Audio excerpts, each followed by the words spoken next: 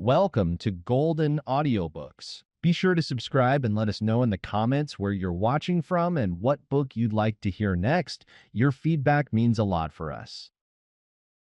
Sir Arthur Conan Doyle, The Adventures of Sherlock Holmes, narrated by Andrew Hint. His Last Beau. Adventure 2, The Adventure of Wisteria Lodge. Chapter 1, The Singular Experience of Mr. John Scott Eccles.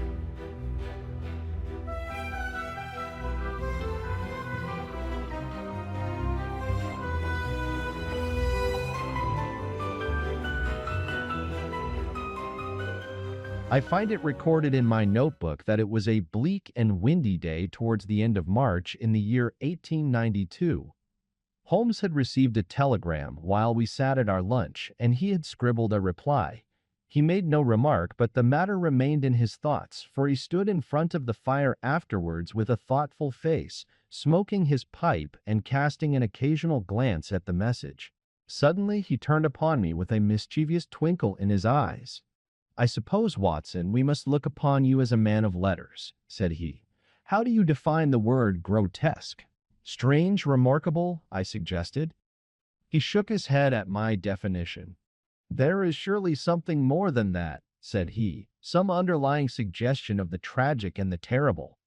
If you cast your mind back to some of those narratives with which you have afflicted a long-suffering public, you will recognize how often the grotesque has deepened into the criminal.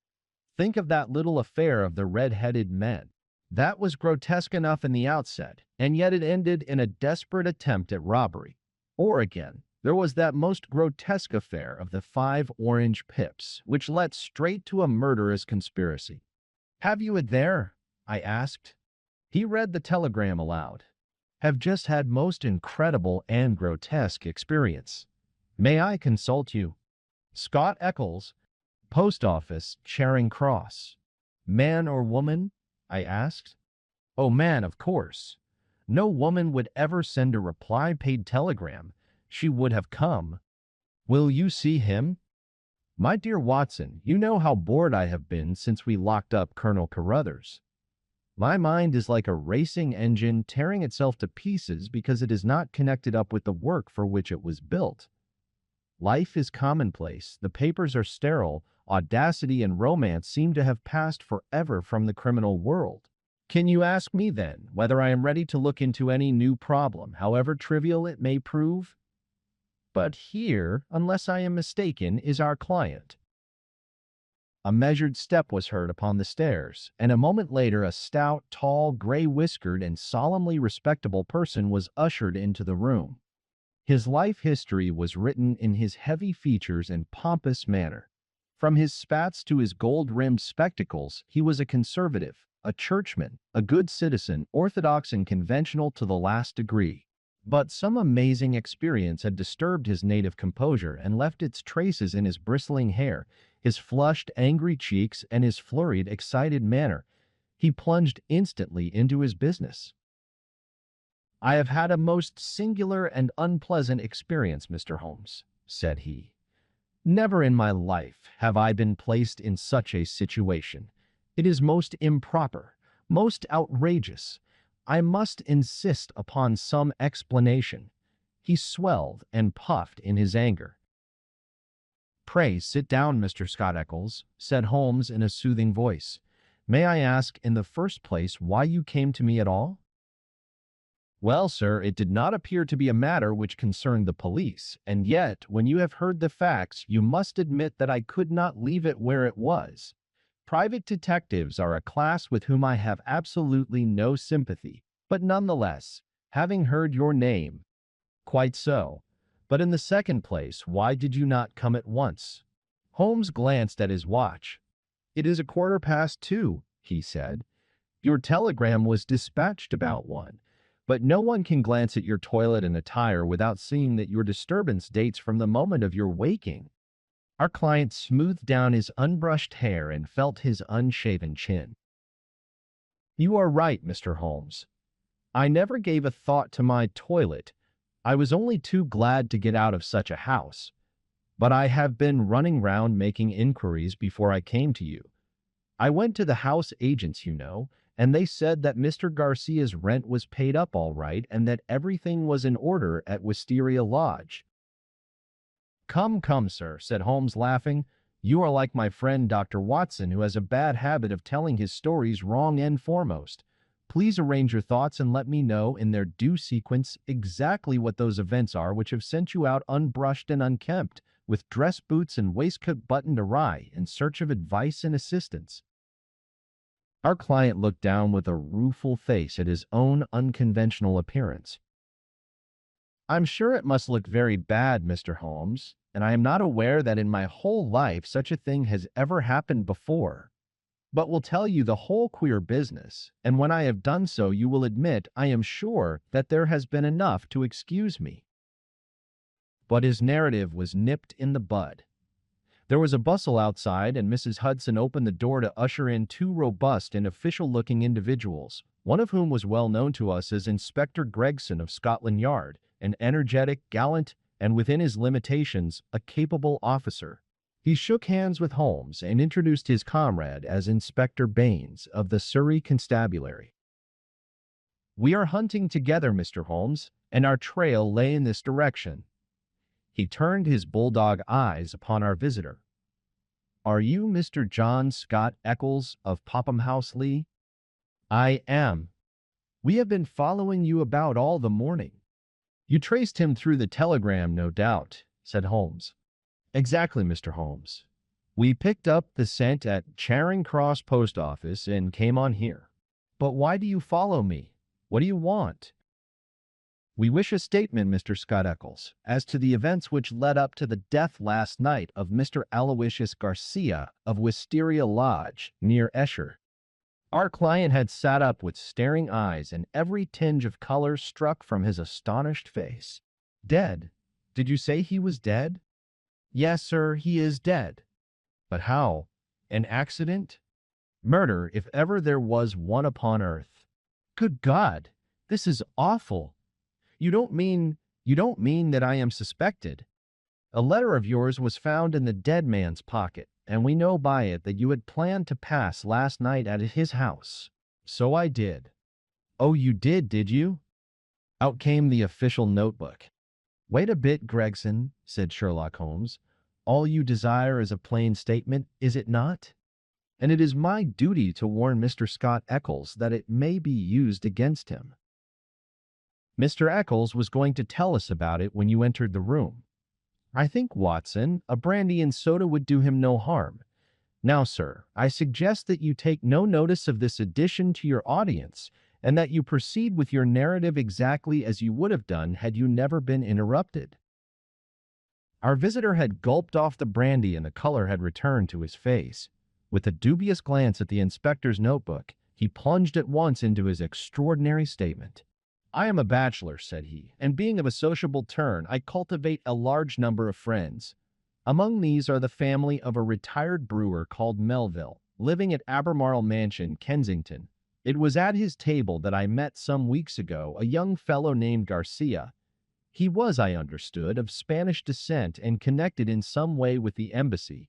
He spoke perfect English, was pleasing in his manners, and as good-looking a man as ever I saw in my life. In some way we struck up quite a friendship, this young fellow and I. He seemed to take a fancy to me from the first, and within 2 days of our meeting he came to see me at Lee. One thing led to another, and it ended in his inviting me out to spend a few days at his house, Wisteria Lodge, between Esher and Oxshott. Yesterday evening I went to Esher to fulfill this engagement.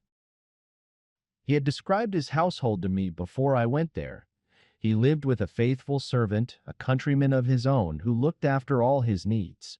This fellow could speak English and did his housekeeping for him. Then there was a wonderful cook, he said, a half-breed whom he had picked up in his travels, who could serve an excellent dinner.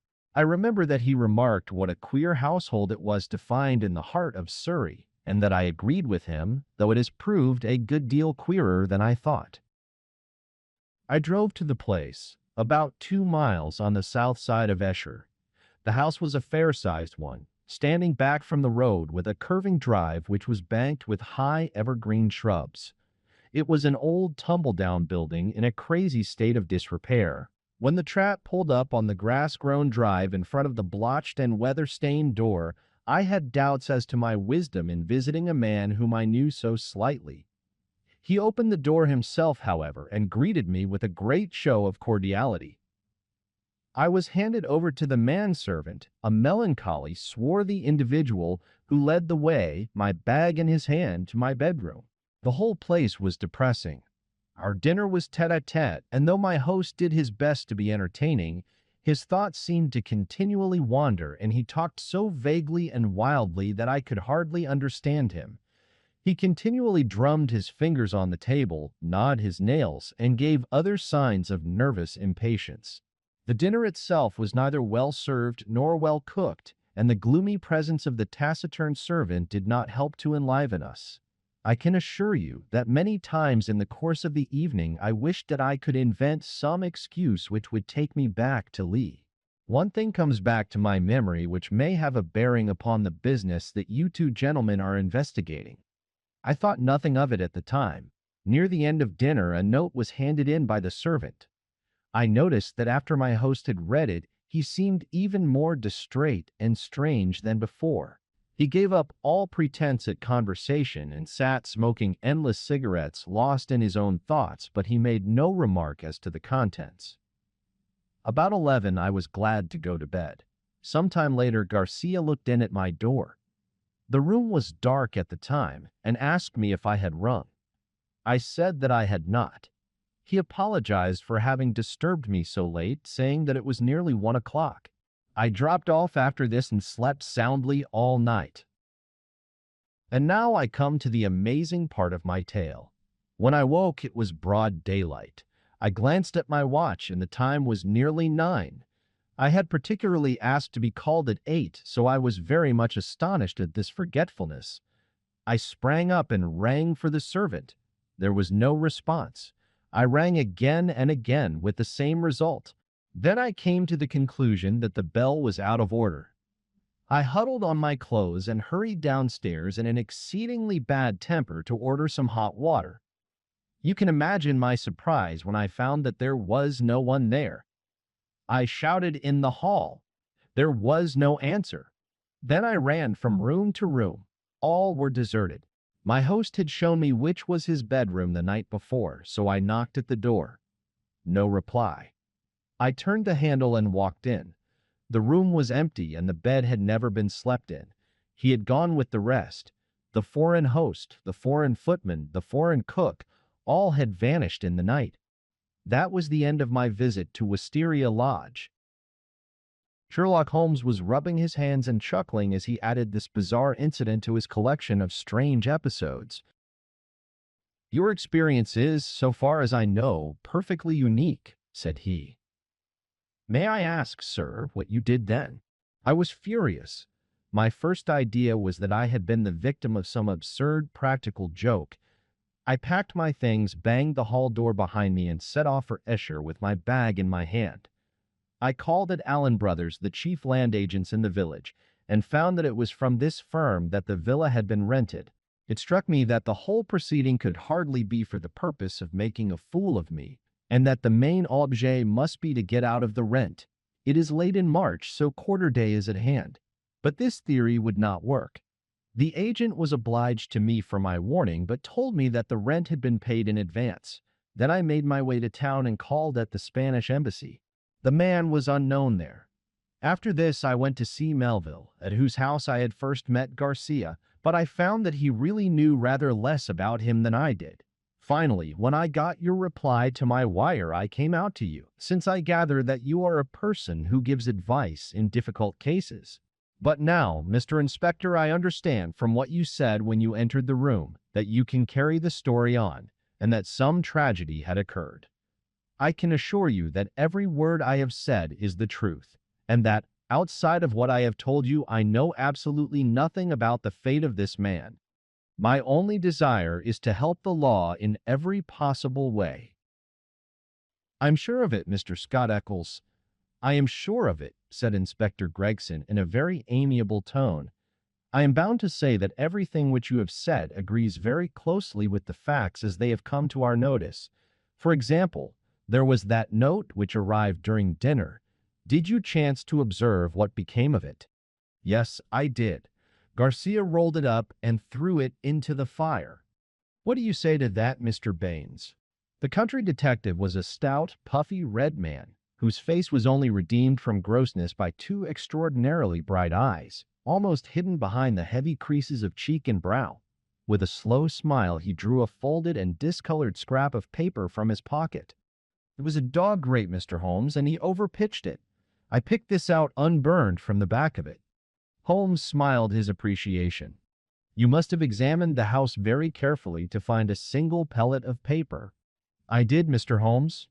It's my way. Shall I read it, Mr. Gregson?" The Londoner nodded. "The note is written upon ordinary cream-laid paper without watermark. It is a quarter sheet. The paper is cut off in two snips with a short-bladed scissors. It has been folded over 3 times and sealed with purple wax, put on hurriedly and pressed down with some flat oval object. It is addressed to Mr. Garcia, Wisteria Lodge. It says, 'Our own colors, green and white. Green open, white shut. Main stair, first corridor, 7th right, green baize. Godspeed. D.' It is a woman's writing, done with a sharp-pointed pen, but the address is either done with another pen or by someone else. It is thicker and bolder, as you see." "A very remarkable note," said Holmes, glancing it over. "I must compliment you, Mr. Baines, upon your attention to detail in your examination of it. A few trifling points might perhaps be added. The oval seal is undoubtedly a plain sleeve link. What else is of such a shape? The scissors were bent nail scissors. Short as the 2 snips are, you can distinctly see the same slight curve in each." The country detective chuckled. "I thought I had squeezed all the juice out of it, but I see there was a little over," he said. "I'm bound to say that I make nothing of the note except that there was something on hand, and that a woman, as usual, was at the bottom of it." Mr. Scott Eccles had fidgeted in his seat during this conversation. "I'm glad you found the note, since it corroborates my story," said he. "But I beg to point out that I have not yet heard what has happened to Mr. Garcia, nor what has become of his household." "As to Garcia," said Gregson, "that is easily answered. He was found dead this morning upon Oxshott Common, nearly a mile from his home. His head had been smashed to pulp by heavy blows of a sandbag or some such instrument which had crushed rather than wounded. It is a lonely corner, and there is no house within a quarter of a mile of the spot. He had apparently been struck down first from behind, but his assailant had gone on beating him long after he was dead. It was a most furious assault. There are no footsteps nor any clue to the criminals." "Robbed?" "No, there was no attempt at robbery." "This is very painful and terrible," said Mr. Scott Eccles in a querulous voice, "but it is really uncommonly hard on me. I had nothing to do with my host going off upon a nocturnal excursion and meeting so sad an end. How do I come to be mixed up with the case?" "Very simply, sir," Inspector Baines answered. "The only document found in the pocket of the deceased was a letter from you saying that you would be with him on the night of his death.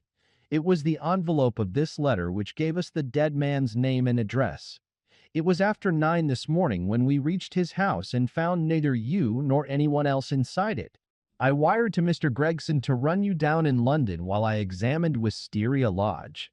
Then I came into town, joined Mr. Gregson, and here we are." "I think now," said Gregson, rising, "we had best put this matter into an official shape. You will come round with us to the station, Mr. Scott Eccles, and let us have your statement in writing." "Certainly I will come at once. But I retain your services, Mr. Holmes. I desire you to spare no expense and no pains to get at the truth." My friend turned to the country inspector. "I suppose that you have no objection to my collaborating with you, Mr. Baines?" "Highly honored, sir, I am sure. You appear to have been very prompt and businesslike in all that you have done. Was there any clue, may I ask, as to the exact hour that the man met his death? He had been there since 1 o'clock. There was rain about that time, and his death had certainly been before the rain. But that is perfectly impossible, Mr. Baines, cried our client. His voice is unmistakable. I could swear to it that it was he who addressed me in my bedroom at that very hour. Remarkable, but by no means impossible, said Holmes, smiling. You have a clue? Asked Gregson. On the face of it, the case is not a very complex one, though it certainly presents some novel and interesting features. A further knowledge of facts is necessary before I would venture to give a final and definite opinion. By the way, Mr. Baines, did you find anything remarkable besides this note in your examination of the house? The detective looked at my friend in a singular way. There were, said he, one or two very remarkable things. Perhaps when I have finished at the police station you would care to come out and give me your opinion of them. And am entirely at your service, said Sherlock Holmes, ringing the bell. You will show these gentlemen out, Mrs. Hudson, and kindly send the boy with this telegram. He is to pay a 5-shilling reply. We sat for some time in silence after our visitors had left. Holmes smoked hard, with his brows drawn down over his keen eyes and his head thrust forward in the eager way characteristic of the man. Well, Watson, he asked, turning suddenly upon me, what do you make of it? I can make nothing of this mystification of Scott Ecclesiastes, but the crime, well, taken with the disappearance of the man's companions, I should say that they were in some way concerned in the murder and had fled from justice. That is certainly a possible point of view. On the face of it, you must admit, however, that it is very strange that his 2 servants should have been in a conspiracy against him and should have attacked him on the one night when he had a guest. They had him alone at their mercy every other night in the week. Then why did they fly? Quite so. Why did they fly? There is a big fact. Another big fact is the remarkable experience of our client, Scott Ecclesiastes. Now, my dear Watson, is it beyond the limits of human ingenuity to furnish an explanation which would cover both of these big facts?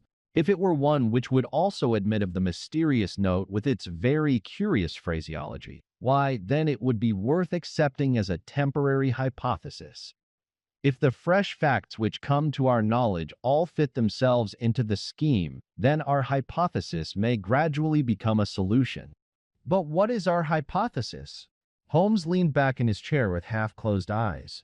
You must admit, my dear Watson, that the idea of a joke is impossible.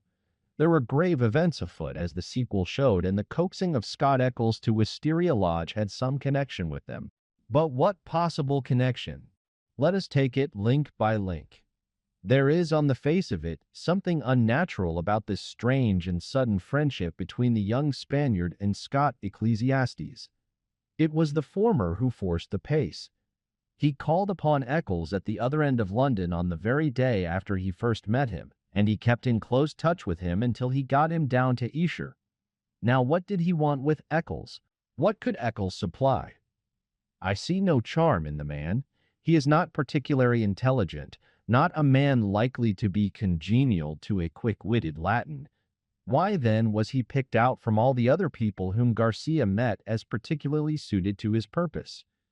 Has he any one outstanding quality? I say that he has. He is the very type of conventional British respectability, and the very man as a witness to impress another Briton. You saw yourself how neither of the inspectors dreamed of questioning his statement, extraordinary as it was. But what was he to witness? Nothing, as things turned out, but everything had they gone another way. That is how I read the matter. I see he might have proved an alibi. Exactly, my dear Watson, he might have proved an alibi. We will suppose, for argument's sake, that the household of Wisteria Lodge are confederates in some design. The attempt, whatever it may be, is to come off, we will say, before 1 o'clock. By some juggling of the clocks, it is quite possible that they may have got Scott Eccles to bed earlier than he thought. But in any case, it is likely that when Garcia went out of his way to tell him that it was 1, it was really not more than 12. If Garcia could do whatever he had to do and be back by the hour mentioned, he had evidently a powerful reply to any accusation. Here was this irreproachable Englishman ready to swear in any court of law that the accused was in the house all the time. It was an insurance against the worst. Yes, yes, I see that. But how about the disappearance of the others? I have not all my facts yet, but I do not think there are any insuperable difficulties. Still, it is an error to argue in front of your data. You find yourself insensibly twisting them round to fit your theories. And the message? How did it run? Our own colors, green and white. Sounds like racing. Green open, white shut. That is clearly a signal. Main stair, first corridor, seventh right, green bays. This is an assignation. We may find a jealous husband at the bottom of it all. It was clearly a dangerous quest. She would not have said Godspeed had it not been so. That should be a guide. The man was a Spaniard. I suggest that D stands for Dolores, a common female name in Spain. Good, Watson, very good, but quite inadmissible. A Spaniard would write to a Spaniard in Spanish. The writer of this note is certainly English. Well, we can only possess our soul in patience until this excellent inspector come back for us. Meanwhile, we can thank our lucky fate which has rescued us for a few short hours from the insufferable fatigues of idleness. An answer had arrived to Holmes's telegram before our Surrey officer had returned. Holmes read it and was about to place it in his notebook when he caught a glimpse of my expectant face. He tossed it across with a laugh. "We are moving in exalted circles," said he. The telegram was a list of names and addresses. Lord Harringby, the Dingle, Sir George Folliot, Oxshott Towers, Mr. Hines, J.P. Purdley Place, Mr. James Baker Williams, Forton Old Hall, Mr. Henderson, High Gable, Reverend Joshua Stone, Nether Walsling. "This is a very obvious way of limiting our field of operations," said Holmes. "No doubt Baines, with his methodical mind, has already adopted some similar plan." "I don't quite understand." "Well, my dear fellow, we have already arrived at the conclusion that the massage received by Garcia at dinner was an appointment or an assignation. Now, if the obvious reading of it is correct, and in order to keep the tryst one has to ascend a main stair and seek the seventh door in a corridor, it is perfectly clear that the house is a very large one. It is equally certain that this house cannot be more than a mile or two from Oxshott, since Garcia was walking in that direction and hoped, according to my reading of the facts, to be back in Wisteria Lodge in time to avail himself of an alibi, which would only be valid up to 1 o'clock.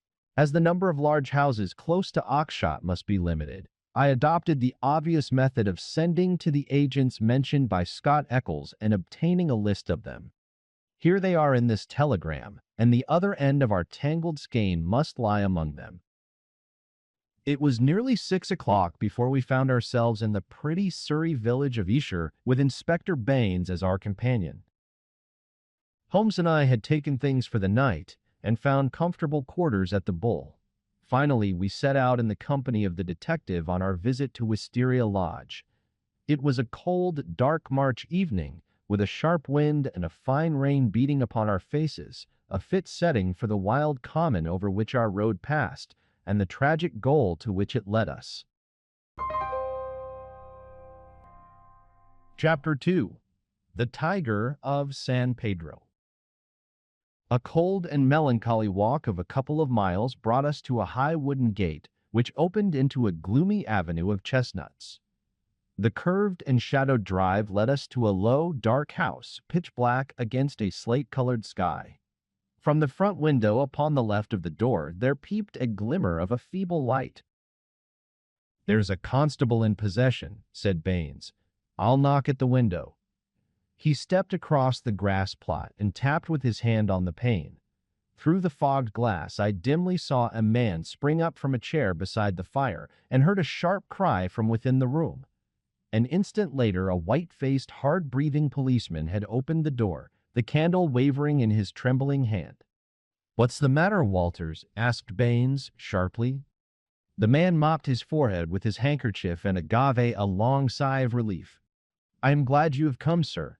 It has been a long evening, and I don't think my nerve is as good as it was." "Your nerve, Walters? I should not have thought you had a nerve in your body." "Well, sir, it's this lonely, silent house and the queer thing in the kitchen. Then when you tapped at the window, I thought it had come again." "That what had come again?" "The devil, sir, for all I know. It was at the window." "What was at the window, and when?" "It was just about 2 hours ago. The light was just fading. I was sitting reading in the chair. I don't know what made me look up, but there was a face looking in at me through the lower pane. Lord, sir, what a face it was! I'll see it in my dreams. Tut Valtas. This is not talk for a police constable." "I know, sir, I know, but it shook me, sir, and there's no use to deny it. It wasn't black, sir, nor was it white, nor any color that I know, but a kind of queer shade like clay with a splash of milk in it. Then there was the size of it. It was twice yours, sir. And the look of it, the great staring goggle eyes, and the line of white teeth like a hungry beast. I tell you, sir, I couldn't move a finger, nor get my breath, till it whisked away and was gone. Out I ran and through the shrubbery, but thank God there was no one there." "If I didn't know you were a good man, Walters, I should put a black mark against you for this. If it were the devil himself, a constable on duty should never thank God that he could not lay his hands upon him. I suppose the whole thing is not a vision and a touch of nerves." "That at least is very easily settled," said Holmes, lighting his little pocket lantern. "Yes," he reported, after a short examination of the grass bed, "a number 12 shoe, I should say. If he was all on the same scale as his foot, he must certainly have been a giant. What became of him?" "He seems to have broken through the shrubbery and made for the road." "Well," said the inspector with a grave and thoughtful face, "whoever he may have been, and whatever he may have wanted, he's gone for the present, and we have more immediate things to attend to. Now, Mr. Holmes, with your permission, I will show you round the house." The various bedrooms and sitting rooms had yielded nothing to a careful search. Apparently, the tenants had brought little or nothing with them, and all the furniture down to the smallest details had been taken over with the house. A good deal of clothing with the stamp of Marks and Company, High Holborn, had been left behind. Telegraphic inquiries had been already made, which showed that Marks knew nothing of his customer save that he was a good payer. Odds and ends, some pipes, a few novels, 2 of them in Spanish, an old-fashioned pinfire revolver, and a guitar were among the personal property. "Nothing in all this," said Baines, stalking candle in hand from room to room. "But now, Mr. Holmes, I invite your attention to the kitchen." It was a gloomy, high-ceilinged room at the back of the house, with a straw litter in one corner, which served apparently as a bed for the cook. The table was piled with half-eaten dishes and dirty plates, the debris of last night's dinner. "Look at this," said Baines. "What do you make of it?" He held up his candle before an extraordinary object which stood at the back of the dresser. It was so wrinkled and shrunken and withered that it was difficult to say what it might have been. One could but say that it was black and leathery, and that it bore some resemblance to a dwarfish human figure. At first, as I examined it, I thought that it was a mummified Negro baby, and then it seemed a very twisted and ancient monkey. Finally, I was left in doubt as to whether it was animal or human. A double band of white shells were strung round the center of it. Very interesting indeed," said Holmes, peering at this sinister relic. "Anything more?" In silence, Baines led the way to the sink and held forward his candle. The limbs and body of some large white bird, torn savagely to pieces with the feathers still on, were littered all over it. Holmes pointed to the wattles on the severed head. "A white cock," said he. "Most interesting. It is really a very curious case." But Mr. Baines had kept his most sinister exhibit to the last. From under the sink he drew a zinc pail which contained a quantity of blood. Then from the table he took a platter heaped with small pieces of charred bone. "Something has been killed and something has been burned." We raked all these out of the fire. We had a doctor in this morning. He says that they are not human." Holmes smiled and rubbed his hands. "I must congratulate you, Inspector, on handling so distinctive and instructive a case. Your powers, if I may say so without offense, seem superior to your opportunities." Inspector Baines' small eyes twinkled with pleasure. "You're right, Mr. Holmes. We stagnate in the provinces. A case of this sort gives a man a chance, and I hope that I shall take it. What do you make of these bones?" "A lamb, I should say, or a kid." "And the white cock?" "Curious, Mr. Baines. Very curious. I should say almost unique." "Yes, sir. There must have been some very strange people with some very strange ways in this house. One of them is dead. Did his companions follow him and kill him? If they did, we should have them, for every port is watched. But my own views are different. Yes, sir, my own views are very different." "You have a theory, then?" "And I'll work it myself, Mr. Holmes. It's only due to my own credit to do so. Your name is made, but I have still to make mine. I should be glad to be able to say afterwards that I had solved it without your help." Holmes laughed good-humoredly. "Well, well, Inspector," said he, "do you follow your path and I will follow mine. My results are always very much at your service if you care to apply to me for them. I think that I have seen all that I wish in this house, and that my time may be more profitably employed elsewhere. Au revoir, and good luck." I could tell by numerous subtle signs, which might have been lost upon anyone but myself, that Holmes was on a hot scent. As impassive as ever to the casual observer, there were none the less a subdued eagerness and suggestion of tension in his brightened eyes and brisker manner which assured me that the game was afoot. After his habit he said nothing, and after mine I asked no questions, sufficient for me to share the sport and lend my humble help to the capture without distracting that intent brain with needless interruption. All would come round to me in due time. I waited, therefore, but to my ever-deepening disappointment I waited in vain. Day succeeded day, and my friend took no step forward. One morning he spent in town, and I learned from a casual reference that he had visited the British Museum. Save for this one excursion, he spent his days in long and often solitary walks, or in chatting with a number of village gossips whose acquaintance he had cultivated. "I'm sure, Watson, a week in the country will be invaluable to you," he remarked. "It is very pleasant to see the first green shoots upon the hedges and the catkins on the hazels once again.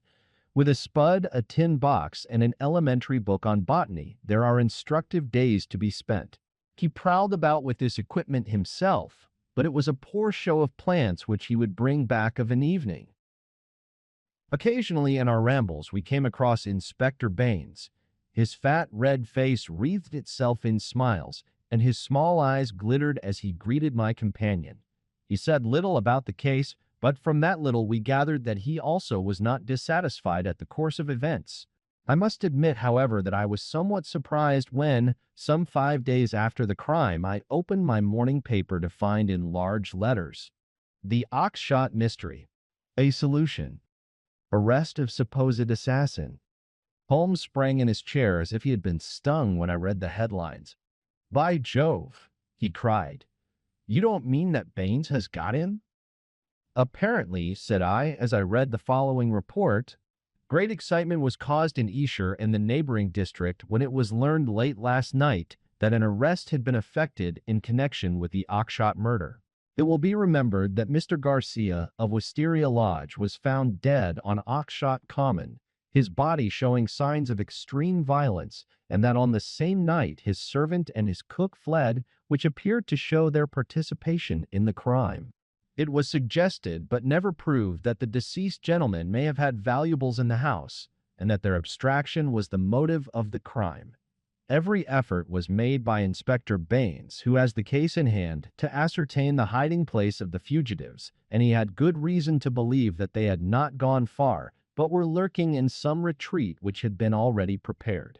It was certain from the first, however, that they would eventually be detected, as the cook, from the evidence of one or two tradespeople who have caught a glimpse of him through the window, was a man of most remarkable appearance, being a huge and hideous mulatto, with yellowish features of a pronounced negroid type. This man has been seen since the crime, for he was detected and pursued by Constable Walters on the same evening when he had the audacity to revisit Wisteria Lodge. Inspector Baines, considering that such a visit must have some purpose in view and was likely therefore to be repeated, abandoned the house but left an ambuscade in the shrubbery. The man walked into the trap and was captured last night, after a struggle in which Constable Downing was badly bitten by the savage. We understand that when the prison is brought before the magistrates, a remand will be applied for by the police, and that great developments are hoped from his capture. "Really, we must see Baines at once," cried Holmes, picking up his hat. "We will just catch him before he starts." We hurried down the village street and found, as we had expected, that the inspector was just leaving his lodgings. "You've seen the paper, Mr. Holmes?" he asked, holding one out to us. "Yes, Baines, I've seen it. Pray don't think it a liberty if I give you a word of friendly warning." "Of warning, Mr. Holmes?" "I have looked into this case with some care, and I am not convinced that you are on the right lines. I don't want you to commit yourself too far unless you are sure." "You're very kind, Mr. Holmes. I assure you I speak for your good." It seemed to me that something like a wink quivered for an instant over one of Mr. Baines's tiny eyes. "We agreed to work on our own lines, Mr. Holmes. That's what I am doing." "Oh, very good," said Holmes. "Don't blame me." "No, sir, I believe you mean well by me, but we all have our own systems, Mr. Holmes. You have yours, and maybe I have mine. Let us say no more about it. You're welcome always to my news. This fellow is a perfect savage, as strong as a cart horse and as fierce as the devil." He chewed Downing's thumb nearly off before they could master him. He hardly speaks a word of English, and we can get nothing out of him but grunts. "And you think you have evidence that he murdered his late master?" "I didn't say so, Mr. Holmes. I didn't say so. We all have our little ways. You try yours, and I will try mine. That's the agreement." Holmes shrugged his shoulders as we walked away together. "I can't make the man out. He seems to be riding for a fall. Well, as he says, we must each try our own way and see what comes of it. But there's something in Inspector Baines which I can't quite understand." "Just sit down in that chair, Watson," said Sherlock Holmes when we had returned to our apartment at the Bull. "I want to put you in touch with the situation, as I may need your help tonight. Let me show you the evolution of this case so far as I have been able to follow it. Simple as it has been in its leading features, it has nonetheless presented surprising difficulties in the way of an arrest. There are gaps in that direction which we have still to fill. We will go back to the note which was handed in to Garcia upon the evening of his death.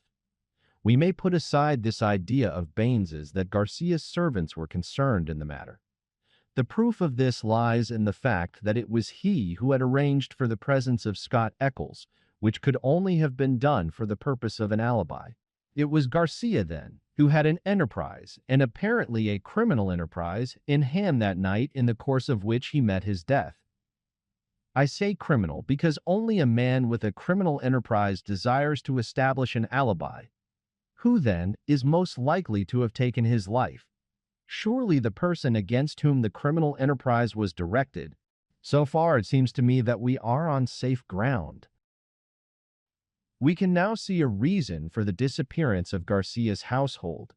They were all confederates in the same unknown crime. If it came off when Garcia returned, any possible suspicion would be warded off by the Englishman's evidence, and all would be well. But the attempt was a dangerous one, and if Garcia did not return by a certain hour, it was probable that his own life had been sacrificed. It had been arranged, therefore, that in such a case his two subordinates were to make for some prearranged spot where they could escape investigation and be in a position afterwards to renew their attempt. That would fully explain the facts, would it not? The whole inexplicable tangle seemed to straighten out before me. I wondered, as I always did, how it had not been obvious to me before. But why should one servant return? We can imagine that in the confusion of flight, something precious, something which he could not bear to part with, had been left behind. That would explain his persistence, would it not? Well, what is the next step? The next step is the note received by Garcia at the dinner. It indicates a confederate at the other end. Now, where was the other end? I have already shown you that it could only lie in some large house, and that the number of large houses is limited. My first days in this village were devoted to a series of walks in which, in the intervals of my botanical researches, I made a reconnaissance of all the large houses and an examination of the family history of the occupants. One house, and only one, riveted my attention. It is the famous old Jacobean Grange of High Gable, 1 mile on the farther side of Oxshott and less than half a mile from the scene of the tragedy. The other mansions belong to prosaic and respectable people who live far aloof from romance, but Mr. Henderson of High Gable was by all accounts a curious man to whom curious adventures might befall. I concentrated my attention therefore upon him and his household. A singular set of people, Watson, the man himself, the most singular of them all. I managed to see him on a plausible pretext, but I seemed to read in his dark, deep-set, brooding eyes that he was perfectly aware of my true business. He is a man of 50, strong, active, with iron-gray hair, great bunched black eyebrows, the step of a deer and the air of an emperor. A fierce, masterful man, with a red-hot spirit behind his parchment face. He is either a foreigner, or has lived long in the tropics, for he is yellow and sapless, but tough as whipcord. His friend and secretary, Mr. Lucas, is undoubtedly a foreigner, chocolate brown, wily, suave, and cat-like, with a poisonous gentleness of speech. You see, Watson, we have come already upon 2 sets of foreigners, one at Wisteria Lodge and one at High Gable, so our gaps are beginning to close. These 2 men, close and confidential friends, are the center of the household. But there is one other person who for our immediate purpose may be even more important. Henderson has 2 children, girls of 11 and 13. Their governess is a Miss Burnett, an Englishwoman of 40 or thereabouts. There is also one confidential manservant. This little group forms the real family, for they travel about together, and Henderson is a great traveler, always on the move. It is only within the last weeks that he has returned, after a year's absence, to High Gable. I may add that he is enormously rich, and whatever his whims may be, he can very easily satisfy them. For the rest, his house is full of butlers, footmen, maidservants, and the usual overfed, underworked staff of a large English country house. So much I learned partly from village gossip and partly from my own observation. There are no better instruments than discharged servants with a grievance, and I was lucky enough to find one. I call it luck, but it would not have come my way had I not been looking out for it. As Baines remarks, we all have our systems. It was my system which enabled me to find John Warner, late gardener of High Gable, sacked in a moment of temper by his imperious employer. He in turn had friends among the indoor servants who unite in their fear and dislike of their master. So I had my key to the secrets of the establishment. Curious people, Watson.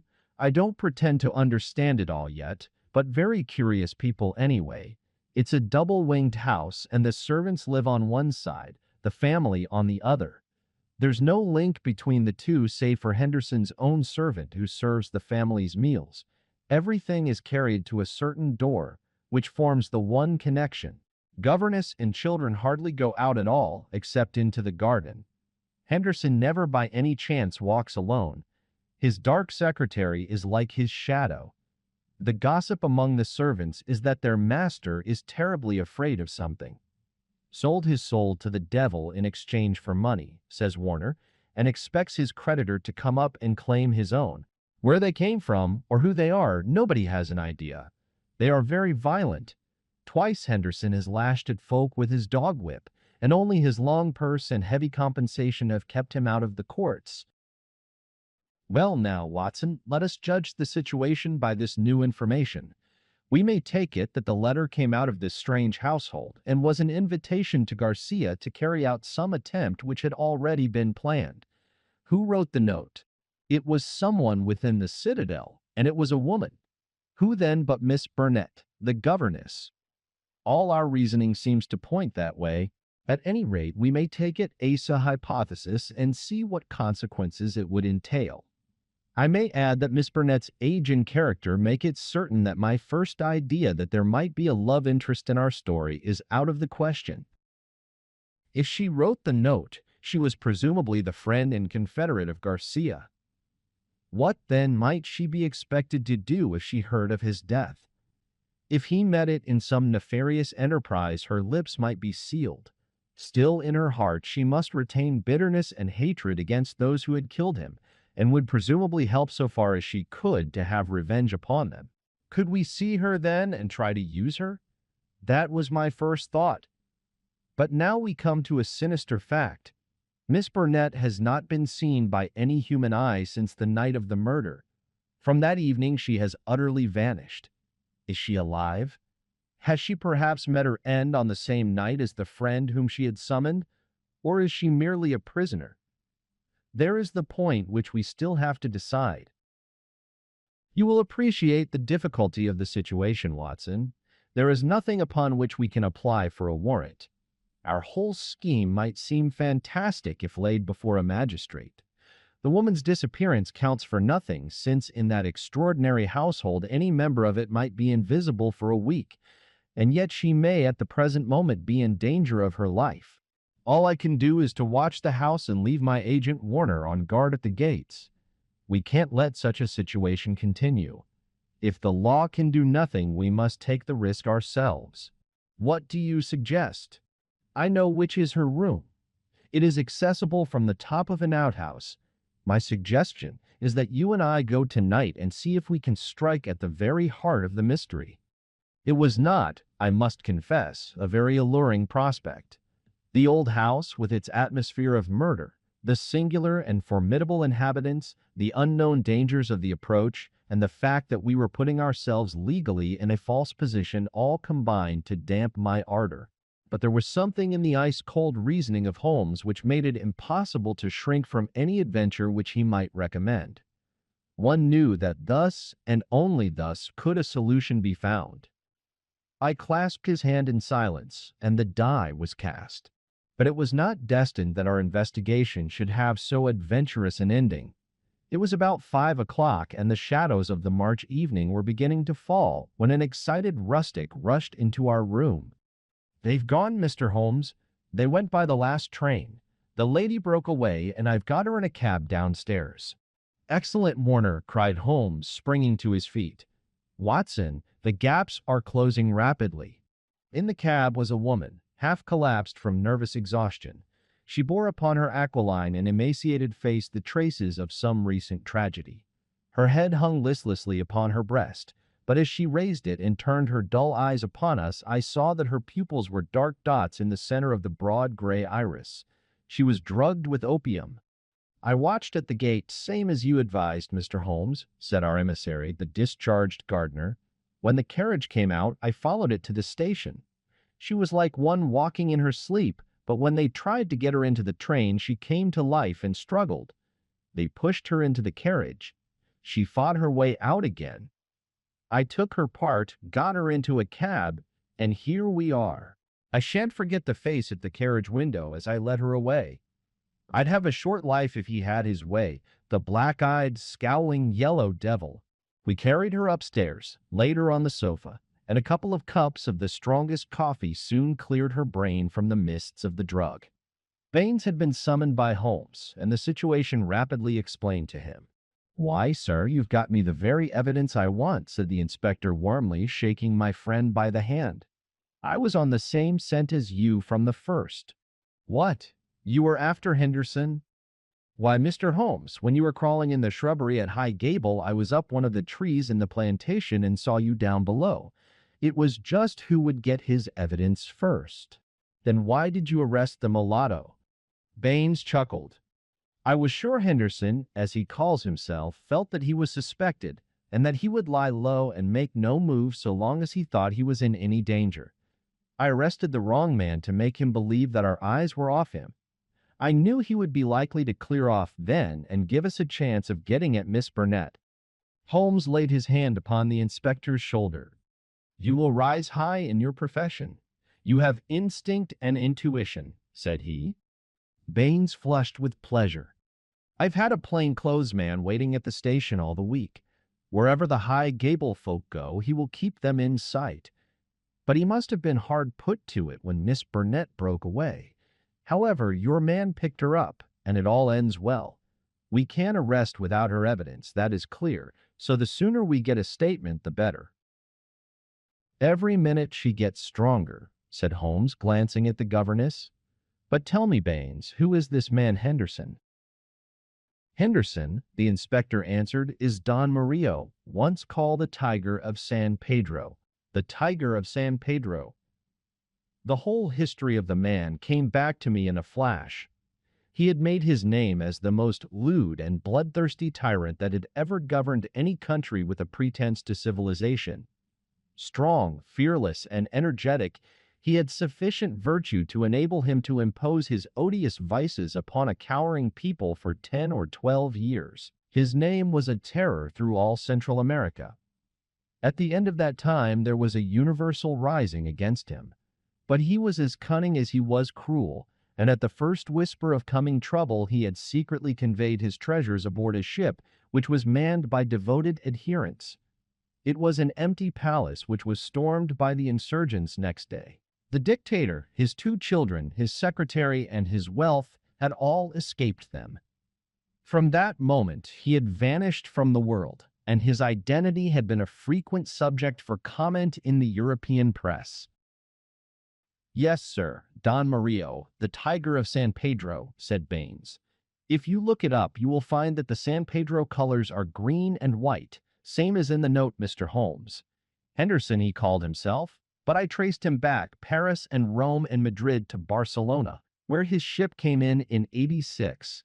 They've been looking for him all the time for their revenge, but it is only now that they have begun to find him out."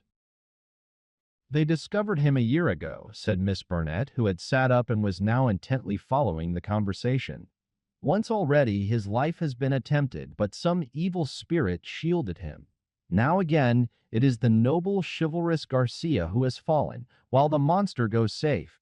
But another will come, and yet another, until some day justice will be done. That is as certain as the rise of tomorrow's sun." Her thin hands clenched, and her worn face blanched with the passion of her hatred. "But how come you into this matter, Miss Burnett?" asked Holmes. "How can an English lady join in such a murderous affair?" "I join in it because there is no other way in the world by which justice can be gained. What does the law of England care for the rivers of blood shed years ago in San Pedro, or for the shipload of treasure which this man has stolen? To you, they are like crimes committed in some other planet. But we know. We have learned the truth in sorrow and in suffering. To us, there is no fiend in hell like Juan Mario, and no peace in life while his victims still cry for vengeance." "No doubt," said Holmes, "he was as you say. I have heard that he was atrocious. But how are you affected? I will tell you it all. This villain's policy was to murder, on one pretext or another, every man who showed such promise that he might in time come to be a dangerous rival. My husband, yes, my real name is Signora Victor Durando, was the San Pedro minister in London. He met me and married me there. A nobler man never lived upon earth.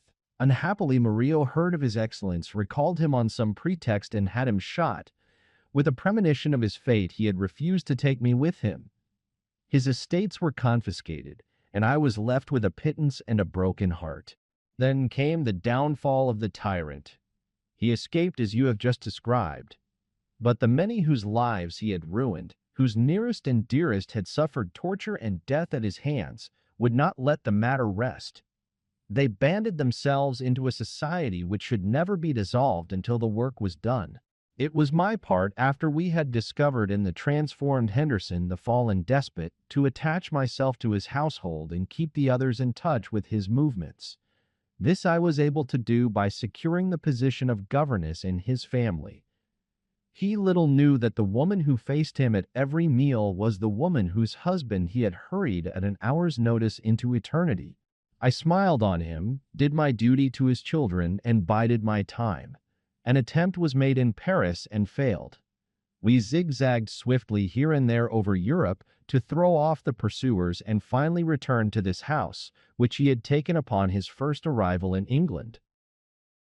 But here also the ministers of justice were waiting.